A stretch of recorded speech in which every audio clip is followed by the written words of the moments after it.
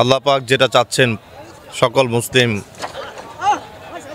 ঐক্য হওয়ার জন্য, সমস্ত মুসলিম যাতে ঐক্যভাবে কাজ করতে পারে, রাজা মাওলা হাসিল করার জন্য, আল্লাহ পাকের সন্তুষ্টি হাসিল করার জন্য আল্লাহ তাআলা যেটা চাচ্ছেন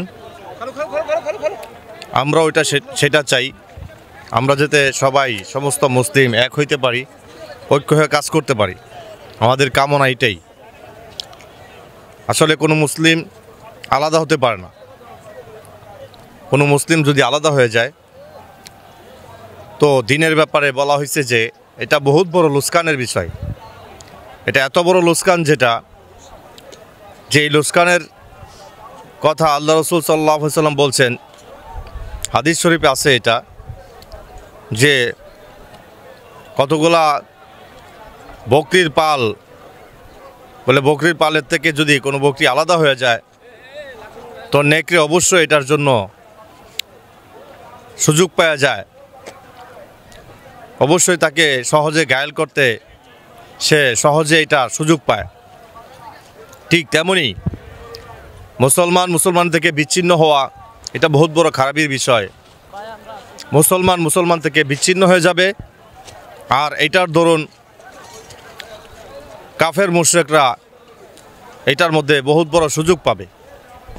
এজন্য ভাই আমরা সবাই চাইতেছি যে প্রত্যেক মুসলমান ঐক্যভাবে একসাথে কাঁধে কাঁধ মিলে আগের মতো কাজ করতে চাই। বর্তমান ফিতনার জামানায় অনেক মতবিরোধ আছে, যেটা ইসলামের শুরু লঙ্ঘন থেকে এটা কিয়ামত পর্যন্ত থাকবে। এই মতবিরোধ থাকবেই।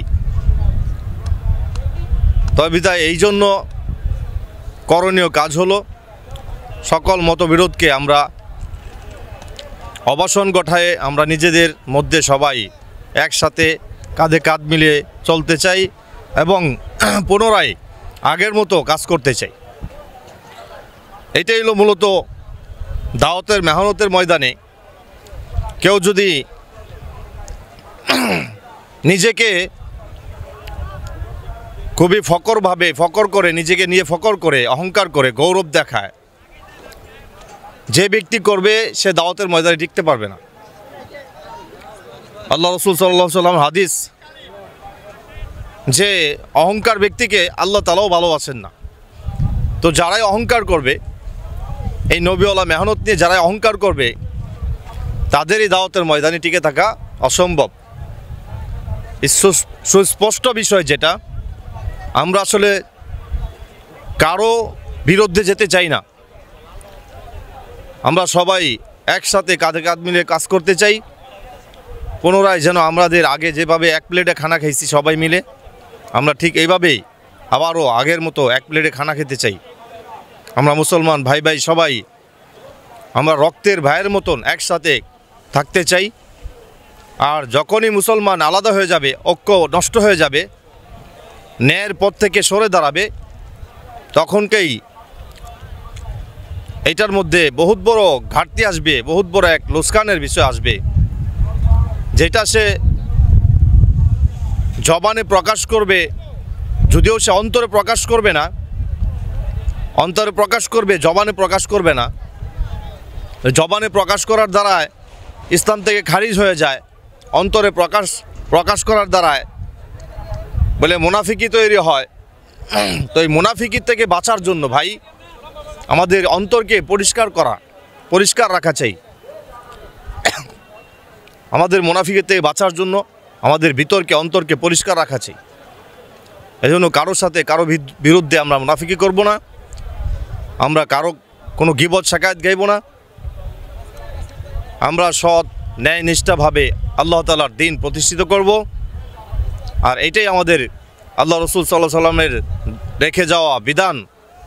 এই বিধান অনুযায়ী আমরা একসাথে কাঁধে কাঁধ মিলে চলতে চাই। এটাই ছিল আমাদের আল্লাহ রাসূল সাল্লাল্লাহু আলাইহি ওয়াসাল্লামের আশা আকাঙ্ক্ষা।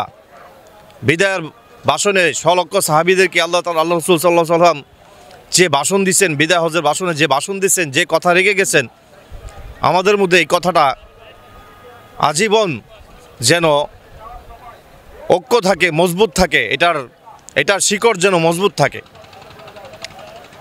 বলতে গেলে ভাই কিছু কথা, যেরকম গাছের শিকড় যত গভীরে যাবে বলে গাছ মজবুত হবে, আর গাছের শিকড় যদি গভীরে না যায়, মাটির উপরেই শাখা প্রশাখা গজায়, ভাই দোস্ত এটা ঝড় তুফান আসলে কিন্তু এই গাছ আর ঠিক থাকবে না। এই জন্য আল্লাহ রাসূল সাল্লাল্লাহু আলাইহি ওয়াসাল্লাম হাদিস অনুযায়ী আমাদের মত আর ঐক্যকে এক করা, আর আমাদের কাজকে ন্যায়ের সাথে আল্লাহ রাসূল সাল্লাল্লাহু আলাইহি ওয়াসাল্লামের হাদিস অনুযায়ী আগে এগিয়ে নিয়ে যাওয়া, আগে বাড়ানো, এটি আমাদের কাম্য যেটা ছিল। এজন্য আসলে বর্তমান ফিতনার জামানায় ওলামায়ে কেরামের মধ্যে যে মতবিরোধ রয়েছে, এই মতবিরোধকে আমরা চাই সবাই বড়রা একসাথে বসে, তারা যেন একসাথে বসে এটার ফয়সালা করেন এবং এটার সুরাহা করেন। আমরা তাদের কাছে ছোট হয়ে এটার আবেদন জানাই।